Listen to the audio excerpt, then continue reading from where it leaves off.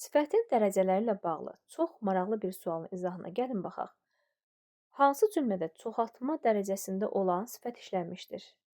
Əlbəttə ki, biz variantlarda çoxaltma dərəcəsinin əlaməti kimi olduqca sözün, lap sözün, çox sözün görə bilirik. Çünki bu bizə ədadlarda da rast gəlmişdir. Yəni, ədadlar vasitəsilə də çoxaltma dərəcəsi əmələ gəlirdi. O zaman ki, həmin ədadlar mütləqdir ki, sifətin önündə gəlsin.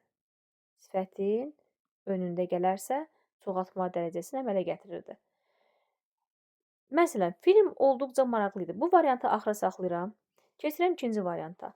O lap yaxşı görünürdü. Kənardan baxanda yaxşı sözün biz sifət kimi görə bilərik. Yəni, yaxşı, lap yaxşı. Çoxaltma dərəcəsi ola bilərdi. Niyə görə olmur? Çünki görünmək sözü feildir. Və feilin önündə gələn yaxşı sözü avtomatik zərf funksiyasına keçdi.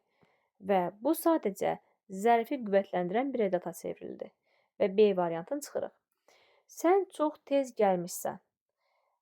Tez sözü istənilən halda zərfdir. Və buna görə də yenə də eyni məqam formalaşır. Zərfi qüvvətləndirən ədat oldu çox sözü.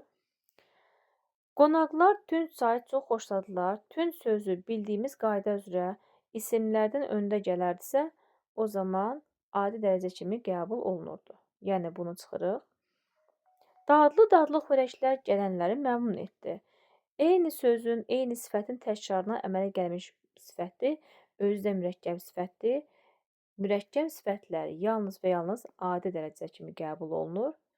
Və geriyə yenə qalır A bəndi. Niyə görə? Çünki olduqca maraqlı idi. Maraqlı sifətdir.